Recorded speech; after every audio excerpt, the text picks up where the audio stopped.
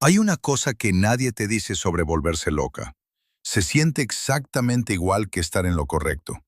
Durante 9 meses viví convencida de haber matado a un hombre. Lo sentía en el cuerpo. El frío del suelo esa noche. El silencio después. La culpa que me despertaba a las 3 de la mañana con las manos temblando sin saber por qué. Todo era real. Todo era mentira. Lo encontré en redes sociales una noche que no voy a olvidar. Vivo, sonriendo en una foto de playa, subida hace 3 semanas. Y entonces entendí algo que me rompió de una manera distinta. Nadie me había borrado la memoria. Me habían dado una nueva. Y el único que sabía hacerlo, dormía a mi lado cada noche. Antes de contarte lo que encontré, necesito contarte cómo soy yo. Porque eso es lo primero que tienes que entender. No empezó con él, empezó conmigo. Siempre fui así, intensa, observadora, incapaz de soltar algo hasta entenderlo del todo. De niña me obsesionaba con los puzzles. No descansaba hasta colocar la última pieza. Aunque me llevara días, aunque me perdiera el sueño, aunque los demás ya hubieran abandonado la mesa y se hubieran ido a otra habitación. Mi madre lo llamaba perseverancia. Mi primera pareja lo llamó enfermedad. La verdad es que ambos tenían razón. Cuando algo no cuadra, lo siento en el estómago primero. Un malestar vago, sin forma todavía. Algo que se mueve debajo de todo como agua bajo el hielo. No hace ruido. No duele, pero está ahí. Y no puedo ignorarlo. Nunca pude. Eso es importante. Recuérdalo porque va a explicar muchas cosas de lo que vino después. Conocí a Marcos hace 4 años en una conferencia de trabajo. Él presentaba un proyecto de inversión para una empresa del sector tecnológico. Yo tomaba notas para la mía. Éramos dos desconocidos en la misma sala de reuniones, con demasiado café frío y aire acondicionado puesto demasiado alto. No me fijé en él de inmediato. Me fijé en cómo hablaba. Pausado, preciso, sin una sola palabra de más. Ese tipo de persona que cuando hace una pausa no es porque esté buscando las palabras, sino porque ya las tiene y está decidiendo cuál usar. La gente así me ha fascinado siempre. Yo pienso rápido, hablo rápido, me muevo rápido. Él era lo opuesto. Y los opuestos no siempre se atraen por razones buenas. A veces te atraen porque llenan un espacio que no sabías que tenías.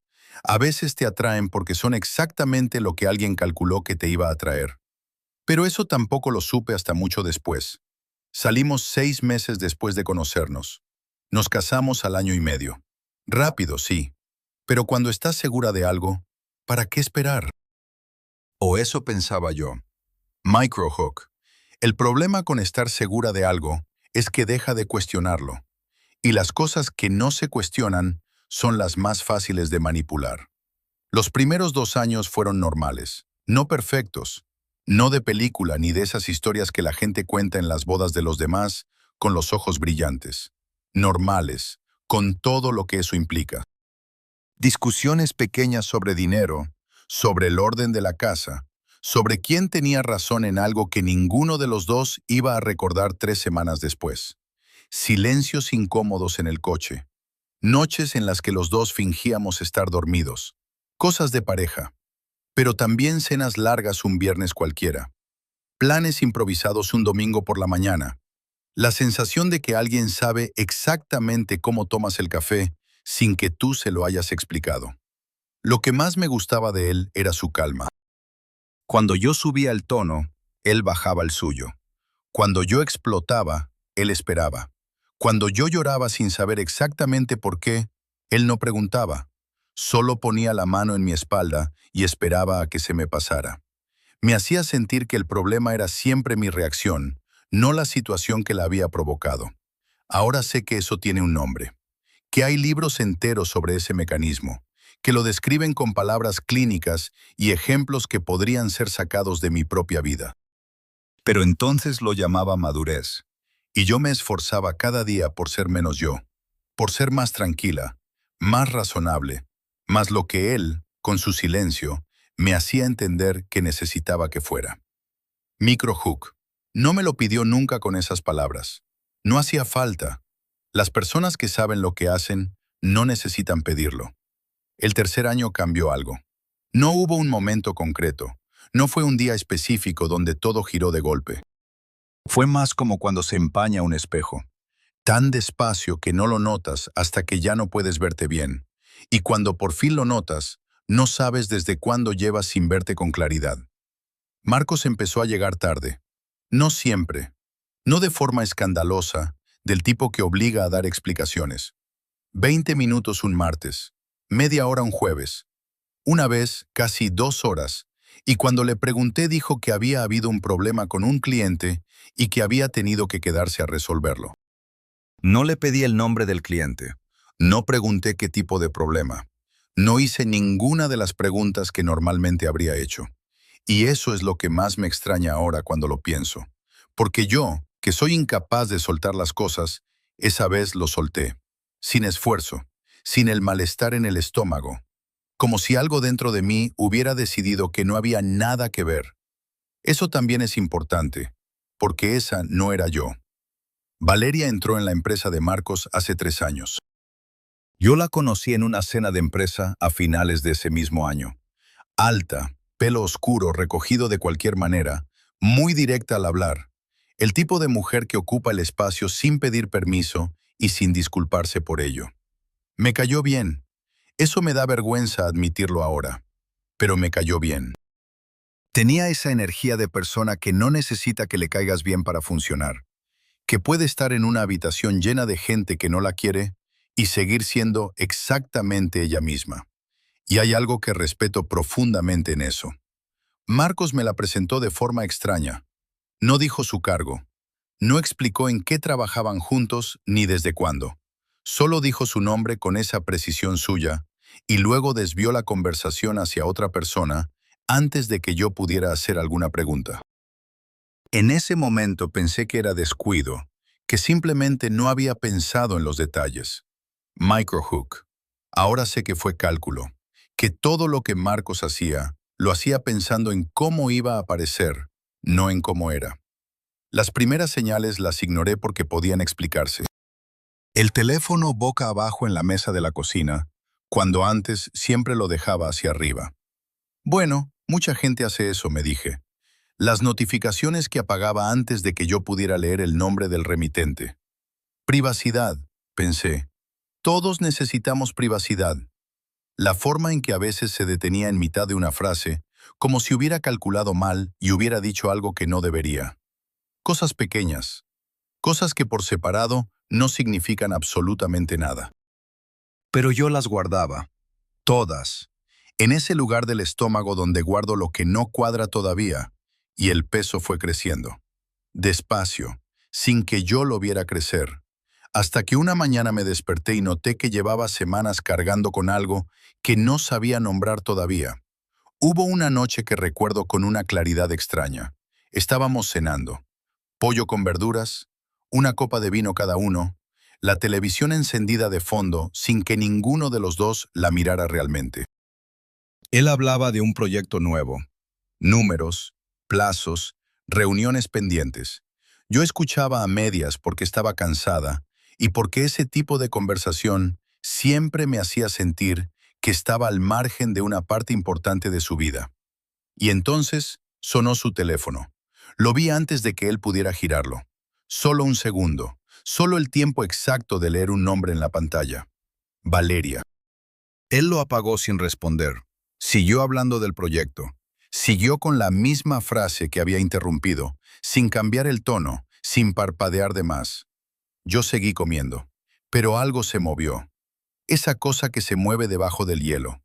No dije nada esa noche. Me dije que era una llamada de trabajo. Que la hora era rara, sí. Las 9:30 de la noche no es horario de trabajo normal, pero las urgencias no tienen horario. Me lo creí. O me obligué a creerlo, que es distinto aunque por dentro se sientan exactamente igual. Microhook. Hay una diferencia entre creer algo y decidir creerlo. La segunda opción siempre tiene un coste. Lo que vino después lo construí yo sola. Eso también tengo que admitirlo. Empecé a observarlo de una manera distinta. Ya no lo miraba como a mi marido. Lo miraba como a un caso sin resolver. Notaba cuándo mencionaba el nombre de Valeria y cuándo no. Notaba si cambiaba algo en su voz al hablar de ella. Notaba si la evitaba mencionar demasiado, que también es una señal, o si la mencionaba justo lo suficiente para que pareciera completamente natural. Y aquí está la trampa en la que caí, y de la que solo fui consciente mucho después. Cuando buscas patrones, los encuentras. En todo, aunque no estén. Pero también los encuentras cuando sí están. Y esa es la parte que nadie te explica. Que la paranoia y la intuición se parecen demasiado desde dentro. Que las dos te producen la misma certeza. Que las dos te hacen sentir que estás viendo algo que los demás no ven. La diferencia está en si hay algo ahí. Y yo todavía no sabía si lo había. Un sábado por la mañana, mientras él estaba en la ducha, cogí su teléfono. No lo había hecho antes, o eso creía yo. Ahora ya no estoy segura de cuántas cosas hice en esos meses de las que no tengo memoria exacta. Busqué el nombre de Valeria en los mensajes. No había nada reciente, solo un hilo de hace 3 semanas con cosas completamente normales de trabajo. Horarios de reuniones, un documento adjunto, un enlace a una presentación compartida. Nada. Revisé las llamadas. 2 llamadas de ella en el último mes. Ambas en horario de oficina. Ambas de menos de 5 minutos. Nada. Lo dejé donde estaba. Me senté en el borde de la cama. Me sentí pequeña y ridícula y un poco asustada de mí misma. Cuando salió de la ducha le pregunté si quería que cocinara yo esa noche. Dijo que sí con una sonrisa. Me besó en la frente antes de ir al armario. Y yo me quedé sentada con ese peso que no tenía pruebas y que no desaparecía aunque no tuviera pruebas. Microhook. Porque hay cosas que no dejan rastro en el teléfono, solo en el cuerpo de la otra persona. Semanas después, Marcos empezó a repetir ciertas frases. No lo noté al principio. Cuando lo noté, me dije que era manía suya, que todo el mundo tiene palabras que usa demasiado. Pero estas no eran muletillas, eran otra cosa. Tú siempre te pones así, cuando algo no sale como quieres. Es que eres muy intensa. No puedo hablar contigo cuando estás en este estado. Mira, ya estás otra vez. Yo no he dicho nada todavía y ya estás a la defensiva. Frases que llegaban antes de que yo hubiera dicho nada importante. Frases que me colocaban en una posición de tener que defenderme sin saber exactamente de qué me estaba defendiendo. Y yo reaccionaba. Claro que reaccionaba. Porque cuando alguien te dice que ya estás siendo demasiado intensa, algo en ti se dispara para demostrar que no lo eres. Y al hacer eso, al intentar demostrar que estás calmada, que eres razonable, que no estás explotando, lo que haces es exactamente explotar. Es un mecanismo perfecto, circular, sin salida visible. Cada vez que yo perdía el control, él lo documentaba sin documentarlo, sin tomar notas, sin decir nada explícito, solo con esa mirada suya de quien ya lo sabía, de quien ya lo había visto venir, de quien lleva demasiado tiempo conviviendo con algo difícil. Microhook. Lo supe después. Entonces solo me preguntaba por qué, con los años, cada vez me costaba más reconocerme a mí misma. Fui al médico, no a un psiquiatra. No había llegado todavía a ese punto. A mi médica de cabecera, que me conocía desde hacía años y que sabía que yo no era alguien que va al médico a la primera. Le dije que estaba nerviosa, que dormía mal, que me costaba concentrarme en el trabajo, que a veces me quedaba en mitad de algo sin saber qué estaba haciendo. Me escuchó. Me hizo preguntas de rutina. Me recetó ansiolíticos suaves y me dijo que descansara más y que intentara reducir el estrés. Marcos me había acompañado hasta la puerta de la clínica. Esperó en la sala de espera mientras yo estaba dentro. Ahora sé que antes de entrar conmigo, había hablado unos minutos con la recepcionista. Entonces pensé que era por educación. Cuando salí y le expliqué lo que me había dicho la médica, asintió despacio con la cabeza. «Tiene sentido», dijo. «Llevas meses muy alterada». No añadió nada más. No preguntó qué me había recetado exactamente, solo asintió. Como alguien que ya lo sabía, como alguien que llevaba esperando ese diagnóstico. Empecé a tomar las pastillas. 3 días después noté algo. No mayor, Nada dramático, solo que me costaba recordar el final de conversaciones que acababa de tener. Detalles de películas que había visto la semana anterior. El nombre de un compañero de trabajo al que veía cada día. Lo atribuí al estrés acumulado, a que mi cerebro necesitaba descansar. Microhook. Nunca pregunté si ese tipo de medicación podía afectar a la memoria. Y él, que estuvo en esa sala de espera mientras me los recetaban, tampoco me lo dijo. Fue entonces, en esas semanas de pastillas y sueño pesado y memoria con agujeros pequeños, cuando empecé a observar a Valeria de otra manera. La vi varias veces más. Cenas de empresa, un evento a final de año, una vez en la cafetería de la planta baja del edificio donde trabajaba Marcos, cuando fui a buscarlo para comer juntos. Y algo seguía sin cuadrar. No era el comportamiento de una mujer que tiene algo con mi marido. No había contacto furtivo entre ellos. No había esa tensión específica, ese cuidado exagerado de no mirarse demasiado que tienen las personas que se están ocultando. Lo que había era otra cosa. Cuando yo estaba cerca de ellos dos en la misma habitación, Valeria se ponía quieta. No nerviosa, quieta, como un animal que ha detectado algo en el ambiente y ha decidido que lo más seguro es no moverse. Una vez en esa cafetería, la pillé mirándome desde la otra punta de la sala. No apartó la vista cuando la pillé. Me sostuvo la mirada 2, 3 segundos completos. Y en esa mirada había algo que en ese momento no supe leer bien. No era culpa. No era el descaro de alguien que se cree con derecho a lo que está haciendo. Era algo más parecido a la lástima. O quizás a la impotencia. La cara de alguien que sabe algo que tú no sabes y que no puede decírtelo. Yo lo interpreté como superioridad, como la mirada de quien se siente en una posición mejor. Microhook. Meses después entendí que me estaba mirando de la misma manera que se mira a alguien que camina hacia un sitio del que no sabes cómo avisarle que se aleje. La noche que todo empezó a moverse de verdad fue un miércoles de noviembre. Marcos llegó tarde otra vez, esta vez casi 3 horas después de lo habitual, sin mensaje previo, sin llamada, solo el sonido de la llave en la puerta a las 11:15. Yo estaba en la cama.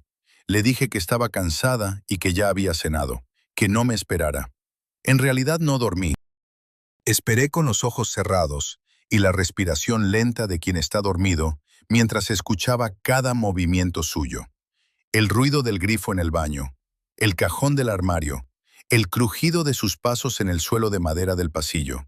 Y entonces, cuando ya estaba en la cama y yo creía que ya no habría más señales esa noche, su teléfono vibró. Una vez, un mensaje. Lo escuché cogerlo. Silencio. Lo estaba leyendo. Más silencio. No respondió, pero tampoco lo dejó en la mesilla. Se lo guardó. En el bolsillo del pantalón que dejó doblado en la silla del rincón. Esperé. Esperé a que su respiración cambiara, a que se volviera regular y profunda de verdad, y no solo tranquila. Cuando estuve segura me levanté. Cogí el pantalón de la silla con cuidado. Saqué el teléfono. La pantalla se encendió con mi movimiento. El mensaje estaba visible en la barra de notificaciones. Era de un número sin nombre guardado en la agenda. Sin nombre, solo el número. Decía esto. Mañana, misma hora. Ella no puede saberlo. Lo leí 3 veces. Ella, yo. No había forma de interpretarlo de otra manera. No había ambigüedad posible. No había explicación razonable que pudiera construir esta vez. Me temblaban las manos.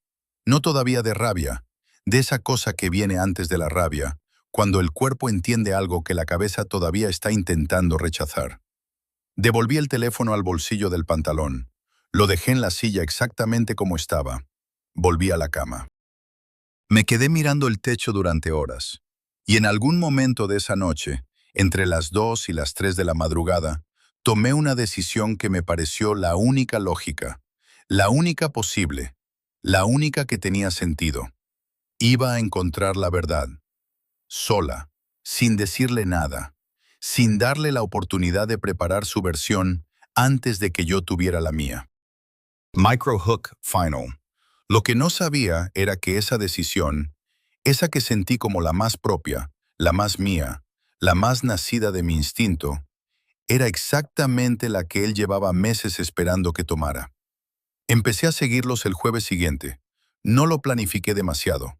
No compré ropa diferente ni alquilé un coche que él no reconociera. Solo me puse algo neutro, cogí el bolso pequeño y me coloqué donde pudiera verlos sin que me vieran.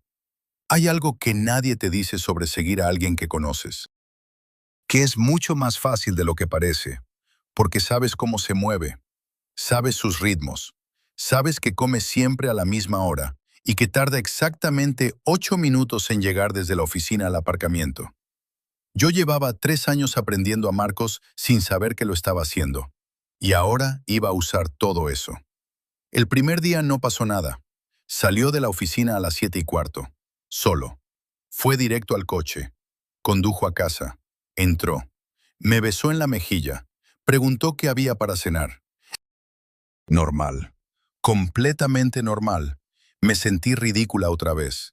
Pero el peso seguía ahí. Y los pesos que no desaparecen no están ahí por nada. Microhook. Lo seguí 4 días más. Y en el quinto, encontré lo que buscaba. Solo que no era en absoluto lo que esperaba encontrar. El martes de esa semana salieron juntos. No fue algo espontáneo. Lo vi en la forma en que Marcos esperó en la puerta del edificio, en lugar de ir directamente al aparcamiento. La forma en que miró el teléfono 2 veces antes de que ella apareciera. Valeria salió con el abrigo ya puesto y el bolso cruzado, como alguien que tiene prisa o que no quiere que la vean de pie en la calle más tiempo del necesario. Se fueron caminando. 4 bloques. Un hotel de negocios discreto, de esos que no tienen nombre llamativo en la fachada, solo un número y un logotipo pequeño. Habitación 318. Lo sé porque me acerqué al mostrador de recepción con la historia de que tenía que dejar un sobre para un huésped. El recepcionista no me preguntó nada, solo marcó la extensión y dijo el número en voz alta. Marcos respondió. Yo ya no escuché qué dijo. Ya tenía lo que necesitaba. Esperé fuera. 40 minutos. 42, para ser exacta. Me quedé en el portal de enfrente con el teléfono en la mano, como si estuviera mirando algo, sin mirar nada, con ese zumbido en la cabeza que no es pensamiento todavía, que es el sonido del cerebro intentando procesar algo que no cabe. Cuando salieron, me coloqué donde no pudieran verme, y entonces vi algo que no encajaba. Valeria tenía los ojos rojos. No del tipo de rojo que deja el maquillaje corrido, del tipo que dejan las lágrimas de verdad, las que vienen de dentro. Caminaba rápido y mirando el suelo. Marcos caminaba a su lado con las manos en los bolsillos y la misma expresión de siempre. Neutral, cerrada, como alguien que acaba de terminar una reunión difícil y ya está pensando en la siguiente. No la miraba, no le tocó el brazo, no dijo nada que yo pudiera leer en los labios. Solo caminaban, juntos pero completamente separados. Microhook. Eso no era la cara de 2 personas que acaban de estar juntas porque quieren. Era la cara de 2 personas que acaban de hacer algo que ninguna de las dos quería hacer. Esa noche no confronté a Marcos. No sé por qué. Había ido a buscar pruebas de una infidelidad y había encontrado algo que se parecía, pero que tenía un sabor diferente. Como cuando pides un plato que conoces y en la primera cucharada sabes que han cambiado algo en la receta, pero no puedes identificar qué. Cené con él. Hablamos de cosas sin importancia. Vi cómo usaba el teléfono una vez durante la cena, solo un momento, y lo guardó sin leer nada en voz alta. Me fui a la cama antes que él, y estuve mirando el techo pensando en la cara de Valeria, en sus ojos, en la forma en que no miraba a Marcos al caminar. Las personas que tienen una aventura con alguien y salen de un hotel juntas no tienen esa cara. Tienen culpa, a veces. Tienen tensión, casi siempre. Pero no tienen esa cara de quien acaba de ser obligada a hacer algo. Yo lo había visto una vez en mi vida, ese gesto, en una compañera de trabajo que estaba en una situación laboral imposible, que hacía cosas que no quería hacer porque el coste de negarse era mayor. La cara de quien no tiene opción. Microhook. Empecé a preguntarme si lo que Marcos le hacía a Valeria era del mismo tipo que lo que me estaba haciendo a mí. solo que yo todavía no sabía exactamente qué era. Al día siguiente, mientras Marcos estaba en el trabajo, entré en su estudio. Había entrado antes, claro. Era nuestra casa. No había habitaciones prohibidas. Pero esta vez entré buscando. Revisé los cajones del escritorio, facturas, documentos de la empresa, un cuaderno de notas con su letra pequeña y ordenada. Nada que no debiera estar ahí. Revisé la estantería, libros de economía, alguno de gestión empresarial, dos novelas que yo le había regalado y que nunca había visto abiertos. Iba a dejarlo cuando lo vi. En el cajón inferior derecho, detrás de 3 libros de contabilidad apilados, una carpeta manila, gruesa, con mi nombre escrito en el exterior con rotulador negro. Mi nombre, Elena, con su letra. La saqué despacio. La puse encima del escritorio. La miré durante varios segundos sin abrirla. Hay un momento antes de abrir algo que puede cambiarlo todo, donde todavía puedes elegir no saber, donde el daño todavía no existe, porque tus ojos todavía no lo han confirmado. Ese momento duró muy poco. Abrí la carpeta. No tenía cierre, no tenía contraseña, solo una solapa doblada hacia adentro, como si no importara que yo la encontrara, como si estuviera esperando que lo hiciera. Esperaba fotos, esperaba mensajes impresos, esperaba el tipo de prueba que encaja con la historia que yo me había construido. No había nada de eso. Había páginas, muchas páginas, escritas a mano, con mi letra. La reconocí de inmediato. No era parecida a mi letra, era mi letra, la inclinación exacta, la forma en que hago la G minúscula, el modo en que mis líneas siempre van ligeramente hacia arriba, aunque el papel no tenga pauta. Pero las palabras no eran mías, o no lo parecían. Era un diario, con fechas, entradas casi diarias durante varios meses. El primer mes que aparecía era hacía casi un año, y las entradas hablaban de una noche, de un hombre, de lo que yo le había hecho a ese hombre. Las leí de pie, con la carpeta en las manos. No me senté. No podía sentarme. La escritura describía una pelea, una discusión que empezó por algo que el diario no detallaba, como si quien escribía asumiera que ya lo sabía, que era información previa, que no hacía falta explicarla. Describía una habitación que yo no reconocía. Un apartamento pequeño, decía, con las ventanas sin cortinas, con el suelo de baldosas frías. Describía a un hombre. No daba su nombre completo en las primeras páginas, solo una inicial, R. Y describía lo que yo le había hecho a R. No con detalle forense, sino con el tipo de detalle que tiene un recuerdo que regresa en fragmentos. El color de su camisa, el sonido de algo que caía, el silencio después. Y después de ese silencio, nada. Un corte, como si quien escribía hubiera llegado al límite de lo que podía recordar o de lo que podía soportar escribir.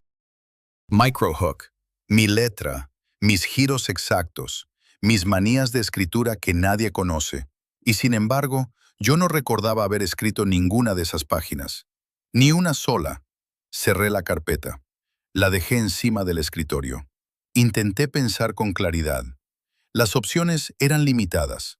Primera, yo había escrito ese diario y no lo recordaba, lo cual significaba que había algo muy malo pasando en mi cabeza. Segunda, alguien había falsificado mi letra durante cientos de páginas con una precisión que yo misma no habría podido distinguir, lo cual significaba que había algo muy malo pasando fuera de mi cabeza. Tercera, las dos cosas a la vez.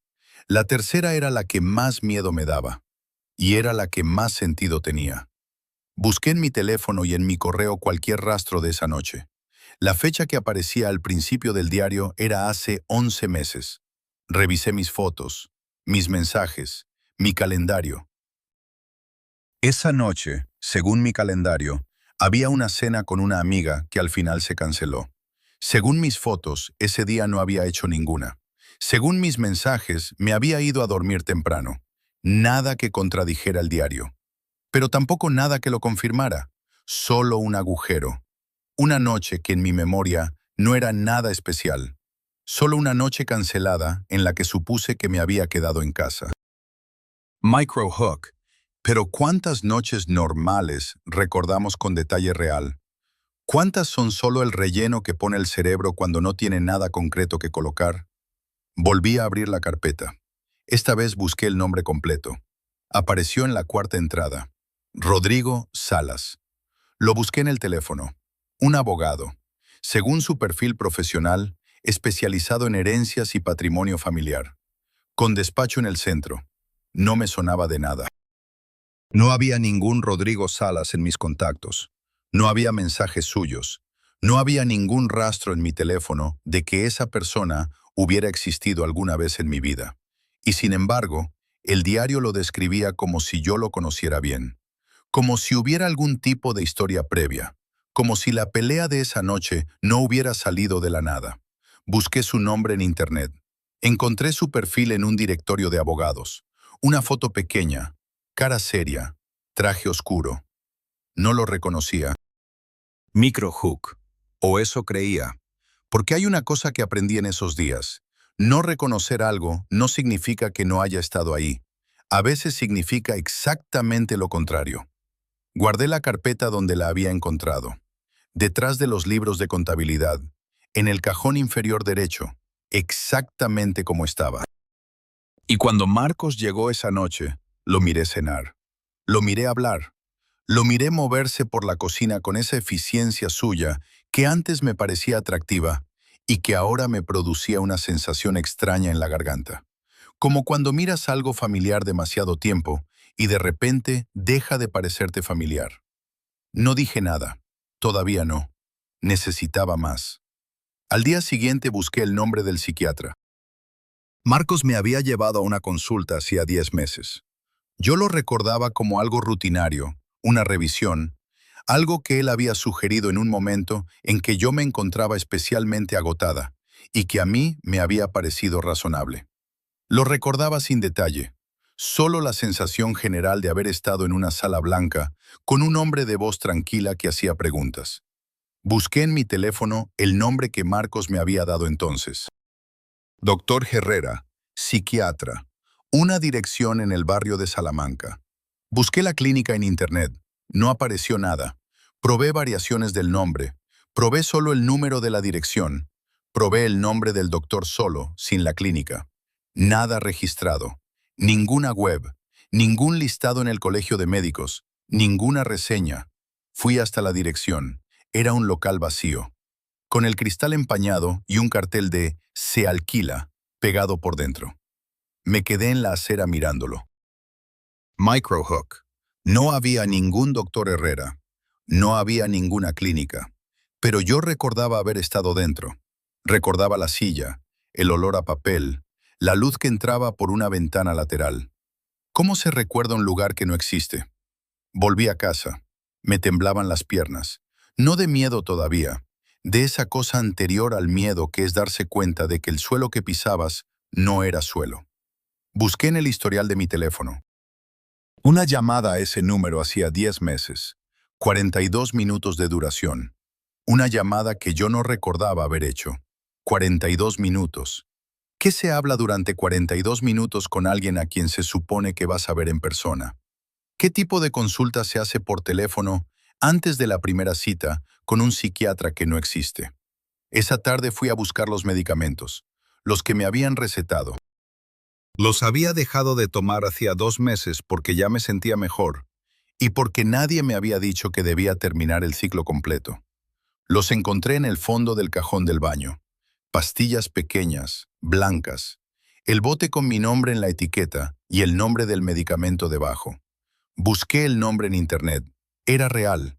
El medicamento existía. Lo encontré en 3 fuentes distintas: un portal médico, un foro de pacientes y una publicación académica de 2019. Se usaba para la ansiedad, sí, para los trastornos del sueño, para ciertos tipos de estrés postraumático, pero en dosis más altas y en combinación con otras sustancias que yo no sabía si había tomado también, se usaba para algo más, para facilitar lo que los textos llamaban apertura cognitiva, para hacer al cerebro más receptivo a información externa, más maleable ante sugerencias repetidas, menos resistente ante narrativas que contradecían los propios recuerdos. Para suavizar, en definitiva, la resistencia cognitiva ante recuerdos que alguien más había construido para ti. Lo leí 2 veces para estar segura de que lo estaba entendiendo bien. Luego lo leí una tercera vez, porque una parte de mí seguía queriendo encontrar otra interpretación. Seguía buscando la lectura que dejara a Marcos fuera de esto. La lectura que dijera que todo era una coincidencia terrible y no un plan ejecutado con precisión milimétrica. Luego cerré el teléfono y me senté en el borde de la bañera. El techo del baño era blanco, con una pequeña mancha de humedad en la esquina que llevaba meses ahí y que siempre decíamos que había que arreglar y que nunca arreglábamos. Me quedé mirando esa mancha y sentí que algo se reordenaba dentro de mí. No de golpe, como cuando un edificio empieza a ceder. Primero un sonido, luego una grieta, luego otra. Marcos no me había llevado a un psiquiatra. Marcos me había llevado a alguien que me había preparado. Y los medicamentos no eran para mi ansiedad, eran para que yo fuera más fácil. Microhook, más fácil de convencer, más fácil de confundir, más fácil de hacer creer que algo que no había pasado, o que algo que sí había pasado, no había sido como yo lo recordaba. Llamé a Valeria. No sé por qué lo hice en ese momento. No sé qué esperaba que me dijera. Su teléfono sonó 4 veces. No respondió. Le mandé un mensaje. Solo 2 palabras. Necesito hablar. No respondió. Esperé 1 hora. Nada. Esa noche Marcos llegó a la hora normal. Yo estaba en el salón. Las luces encendidas. Un libro abierto en el regazo que no había leído. Me miró. ¿Estás bien? Estaba pensando, dije. ¿En qué? En nada concreto. Asintió. Fue a la cocina. Escuché el ruido del frigorífico, el sonido de un vaso llenándose de agua. Cuando volvió al salón, se sentó a mi lado. No demasiado cerca, a la distancia exacta que siempre mantenía cuando intuía que yo estaba en un estado que prefería no activar. Esa distancia calculada, esa distancia que yo había interpretado durante años como respeto. Microhook, era monitorización. La distancia de alguien que no quiere ser el detonante, no porque le importe cómo me sienta, sino porque todavía no era el momento. Me fui a dormir temprano, pero antes de acostarme hice una cosa. Entré al estudio, abrí el cajón inferior derecho, saqué la carpeta, me llevé 3 páginas, solo 3. Las arranqué con cuidado para que no se notara. Las doblé y las metí en el fondo de mi bolso. Y al día siguiente fui a ver a un grafólogo. No uno cualquiera. Busqué durante casi 2 horas en Internet hasta encontrar al que aparecía citado en más casos judiciales documentados, al que los tribunales de varias jurisdicciones llamaban como perito cuando la autenticidad de un documento era la diferencia entre condena y absolución. Tenía lista de espera de 3 semanas. Su secretaria me lo dijo con amabilidad, pero con firmeza. Le dije que era urgente, que no podía esperar 3 semanas. Me citó al día siguiente a las 8 de la mañana. Llegué antes de que abriera el despacho. Esperé en la calle con las 3 páginas dobladas en el fondo del bolso, y ese frío en el pecho, que ya no era exactamente ansiedad, sino algo más específico, más afilado. Algo que se había ido cristalizando en las últimas horas y que ya tenía forma, aunque todavía no tuviera nombre del todo. Cuando entré, no le di ningún contexto. No mencioné a Marcos. No expliqué nada sobre el hotel, ni los medicamentos, ni el número de teléfono desactivado. Solo saqué las 3 páginas y las puse encima de su mesa. Y le pregunté si esa letra era mía.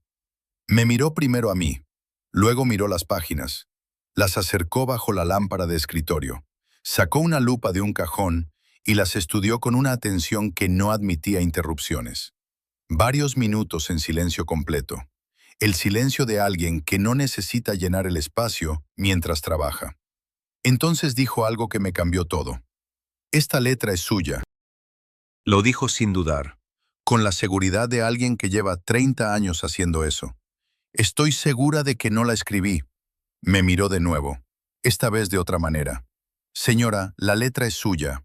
Las presiones, los rasgos, las inconsistencias específicas de cada persona. Esto lo escribió usted.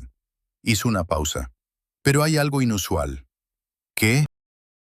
El ritmo es demasiado uniforme. Normalmente cuando alguien escribe de forma espontánea, especialmente en un diario, hay variación. Días en que la presión es más fuerte. Días en que la letra se inclina diferente según el estado emocional. Aquí todo es demasiado igual, como si hubiera copiado un texto, o como si lo hubiera escrito en un estado muy particular. Microhook, un estado particular. Yo sabía ya qué tipo de estado era ese. Tenía el nombre del medicamento guardado en el teléfono. Salí de allí con las 3 páginas en el bolso y algo muy frío instalado en el pecho. No era la misma frialdad del principio. La del principio era confusión. Esto era otra cosa. Era la frialdad de entender que alguien que conoces, alguien que duerme en tu cama y te besa en la mejilla y te pregunta qué hay para cenar, ha construido algo a tu alrededor con una paciencia y una meticulosidad que tú no puedes todavía medir del todo. No era rabia todavía. La rabia requiere certeza. Y yo todavía tenía demasiadas preguntas sin responder. Pero estaba más cerca. Mucho más cerca de entender que lo que Marcos y yo teníamos no había sido nunca lo que yo pensaba que era. Esa noche me llegó un mensaje. No de Valeria, de un número que no reconocía. Decía esto: lo que encontraste no es todo. Hay un segundo archivo en el portátil.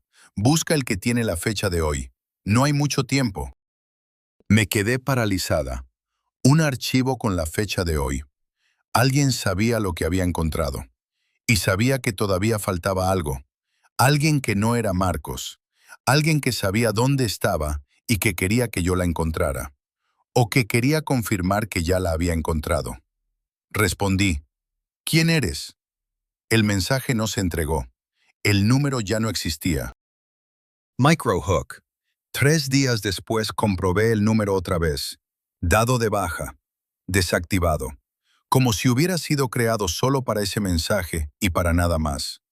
Como si alguien hubiera tenido muy poco tiempo y hubiera querido asegurarse de que yo mirara en el lugar correcto antes de que fuera demasiado tarde. Volví a llamar a Valeria. Esta vez respondió. Solo dijo mi nombre. Elena. Como si llevara esperando la llamada. Como si supiera exactamente por qué llamaba. Necesito verte, dije. Silencio. Largo. No puedo, dijo al final. Valeria, sé que hay algo que no me estáis contando. Más silencio. Y luego, muy bajo, casi en un susurro que yo tuve que pegar el teléfono a la oreja para escuchar bien. Ya lo sabes, ¿verdad? Entonces date prisa. Él no tardará en notar que miraste. ¿Qué archivo? ¿En qué dispositivo? Valeria, necesito que... Pero ya había colgado. Me quedé con el teléfono en la mano. El segundo archivo. El de hoy. Volví al portátil de Marcos esa noche. Esperé a que se durmiera. Repasé cada carpeta, cada documento. Y entonces lo vi. Un archivo de video. Sin título. Con la fecha de ese mismo día como nombre. Protegido con contraseña. La misma que llevaba semanas usando para todo. El nombre de su madre. El nombre de su madre.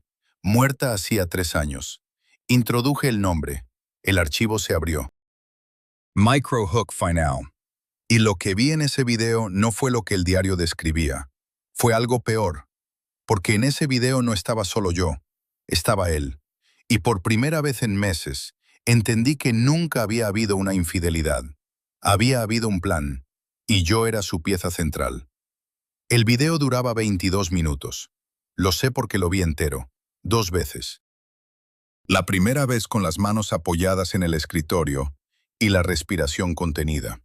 La segunda vez parada, con el portátil en los brazos, de pie en mitad del estudio, como si sentarme hubiera sido admitir que necesitaba apoyo para sostenerme. No necesitaba apoyo, necesitaba entender. Los primeros 3 minutos eran una habitación vacía. Una cámara fija, ángulo alto, desde una esquina. El tipo de plano que no se improvisa. El tipo de plano que alguien coloca con tiempo, con cuidado, sabiendo exactamente qué va a necesitar capturar. La habitación era pequeña. paredes blancas, suelo de baldosas, una silla en el centro, una ventana lateral sin cortinas por la que entraba una luz de tarde, fría, sin color. Exactamente como lo describía el diario. Eso fue lo primero que me golpeó. No el video en sí, sino confirmar que el diario describía algo real, que esa habitación existía, que esa noche había existido. Microhook. Lo que todavía no sabía era si yo había estado ahí porque quise o porque alguien me había colocado ahí. En el minuto 4 entré yo. Me reconocí de espaldas primero, la forma de los hombros, el abrigo gris que compré el invierno pasado y que sigo usando. Luego me giré, y ahí fue donde algo empezó a no encajar. Era yo, sin duda era yo.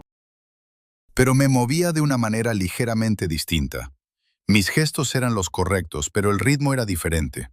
Las pausas entre movimientos eran demasiado largas.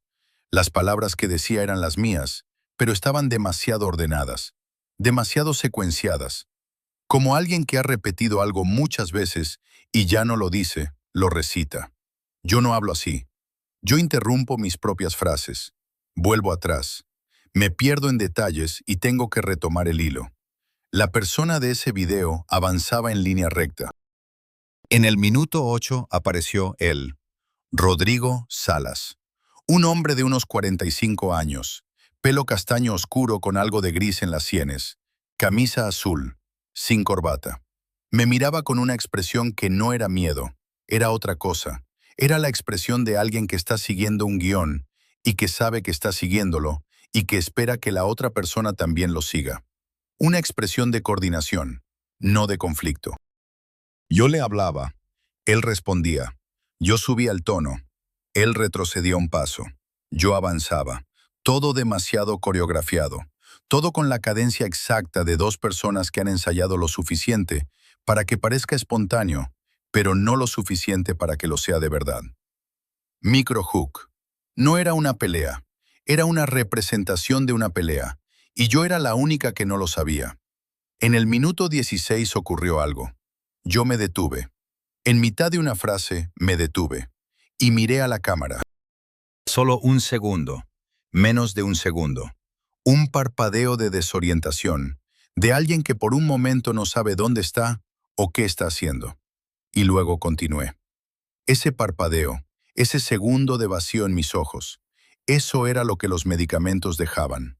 No borrar, no inventar, dejar ese espacio en blanco donde debería haber conciencia y llenarlo con lo que alguien más había decidido que debía ir ahí. Me habían dado un guión. Me lo habían hecho memorizar en un estado en el que mi cerebro no podía resistirse.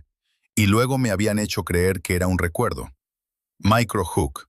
La diferencia entre un recuerdo y una instrucción es solo la distancia desde la que lo miras. El video terminaba en el minuto 22. Rodrigo Salas salía de la habitación. Yo me quedaba de pie, quieta, con esa mirada de quien no sabe del todo dónde ha estado. La cámara seguía grabando 30 segundos más. Solo la habitación, solo yo de pie, solo el silencio. Y entonces, en los últimos 5 segundos, desde fuera del plano, una voz. La voz de Marcos, diciendo solo 2 palabras. Muy bien. Cerré el portátil. No lo cerré de golpe, lo cerré despacio, con la misma precisión que él usaba para todo.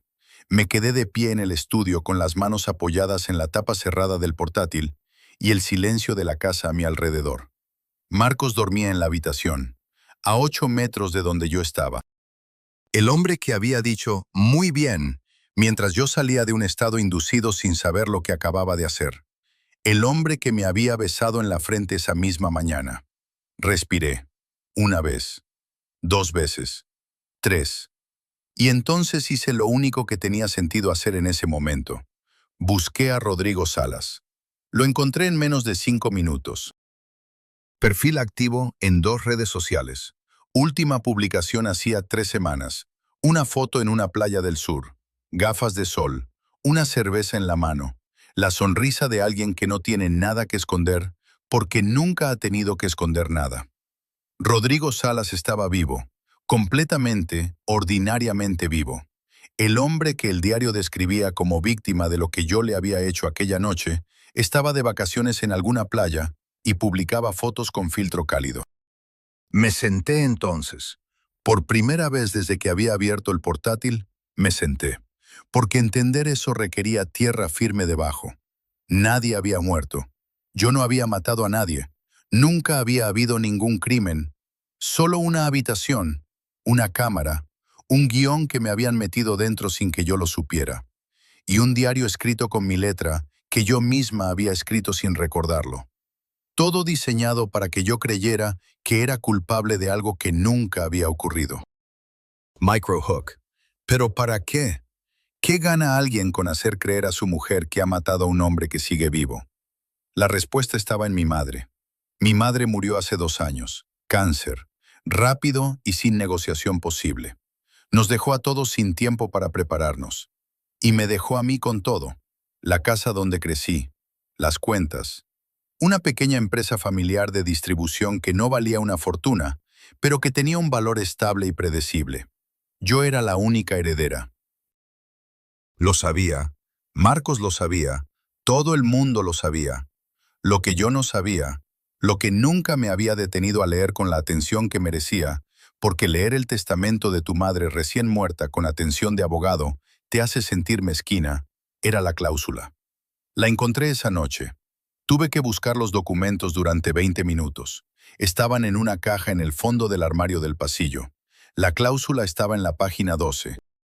Redactada con el lenguaje seco y sin sentimiento de los documentos legales. Decía que en caso de que yo fuera declarada legalmente incapaz por enfermedad mental certificada, o en caso de que fuera condenada por un delito grave, la totalidad de los bienes heredados pasaría al cónyuge superviviente.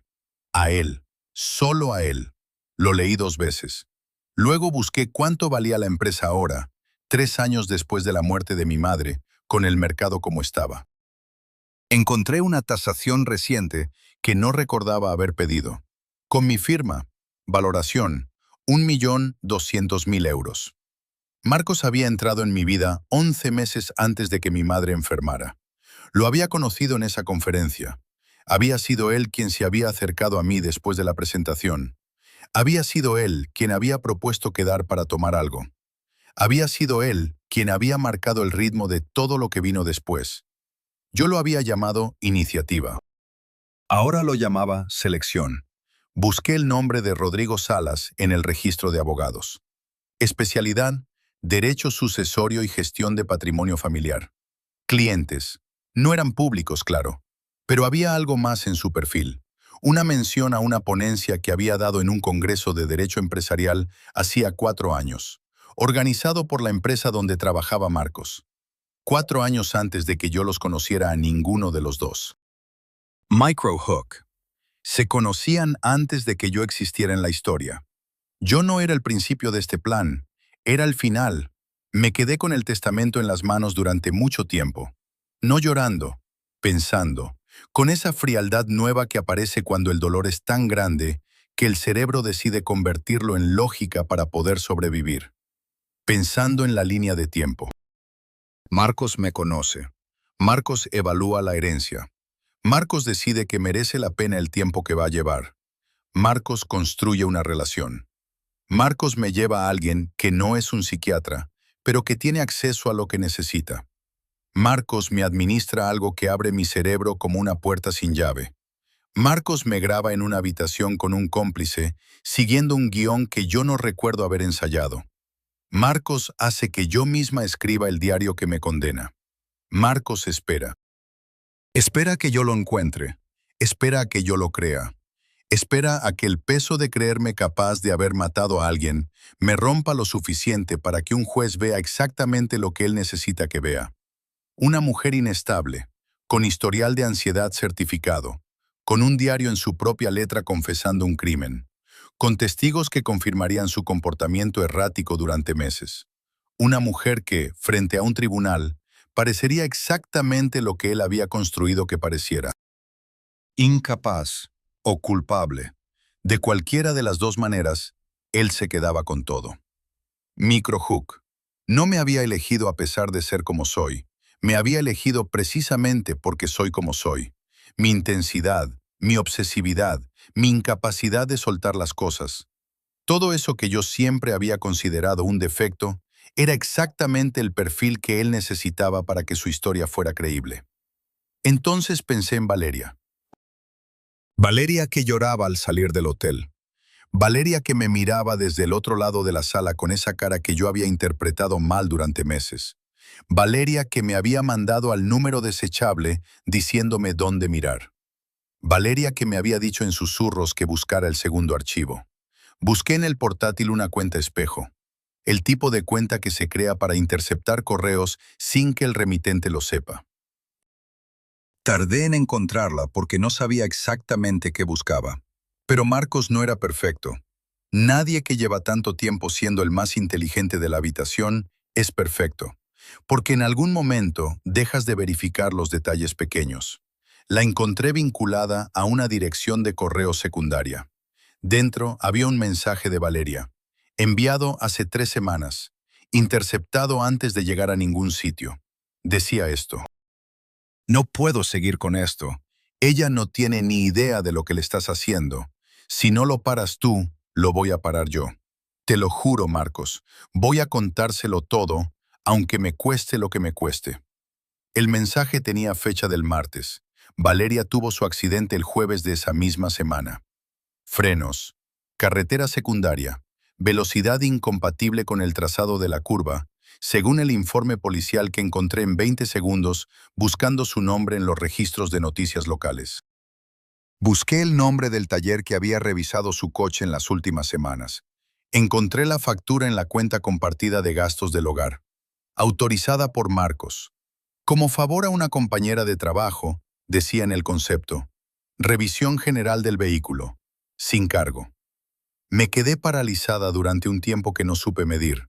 No llorando, no gritando, paralizada. Con esa cosa que te pasa cuando entiendes algo tan grande que el cuerpo no sabe cómo reaccionar y elige no reaccionar de ninguna manera, porque todas las reacciones posibles parecen insuficientes. Valeria había intentado salvarme, y él la había matado. No directamente, no con sus manos, pero con la misma precisión calculada con la que había hecho todo lo demás. Ella había sido la única persona en todo este tiempo que me había tratado como un ser humano real y no como una pieza en un tablero. Y yo la había interpretado como amenaza. La había mirado con recelo, con los ojos de alguien que busca a su enemigo y lo ve en todas partes. Exactamente como él había necesitado que la mirara. Microhook.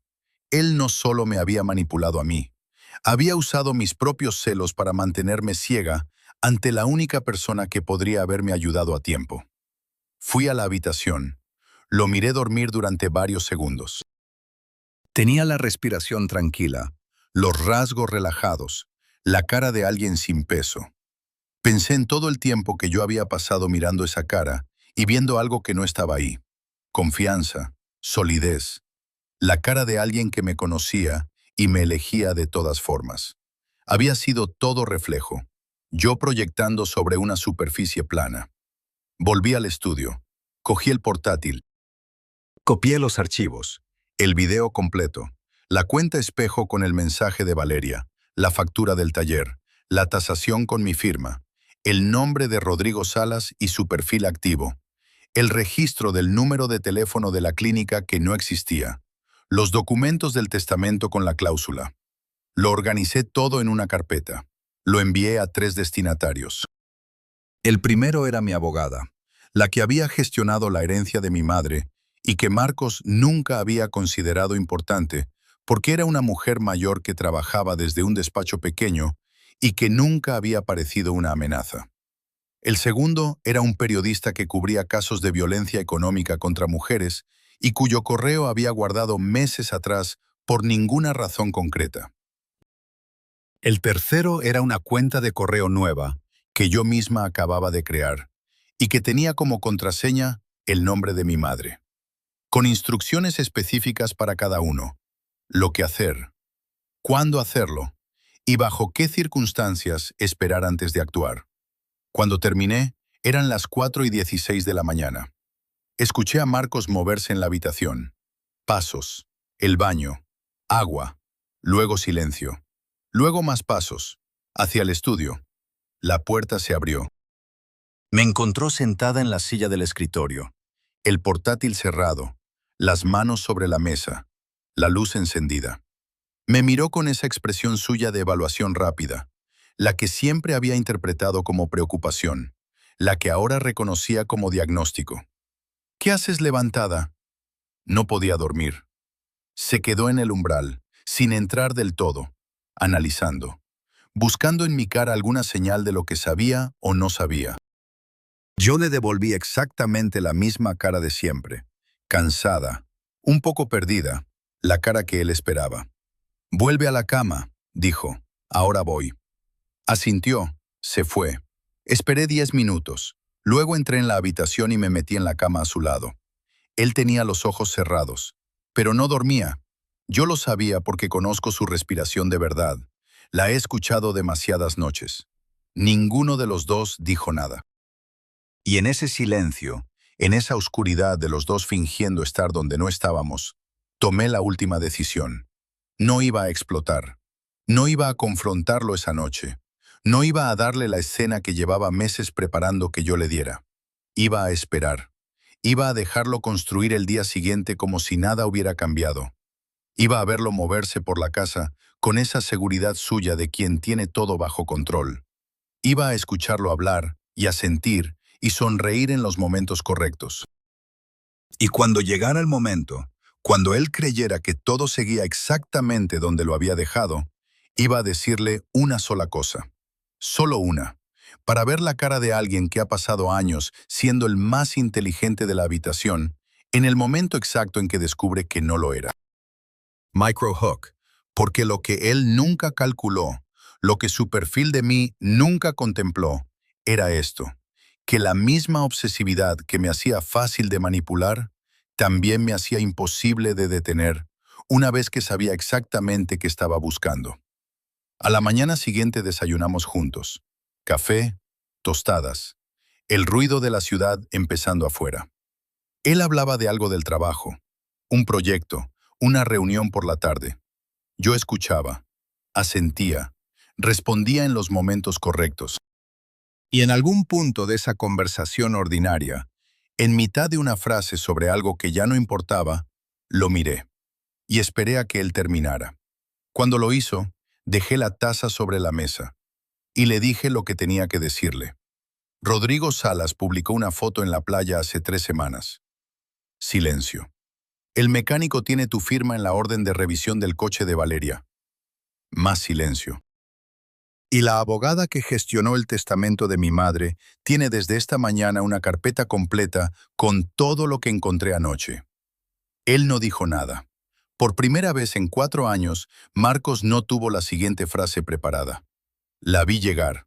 Esa fracción de segundo donde el control se rompe, donde la máscara no cae porque nadie la quita, sino porque el músculo que la sostenía se cansa por primera vez. Un segundo, solo uno, pero suficiente. Suficiente para ver lo que había debajo.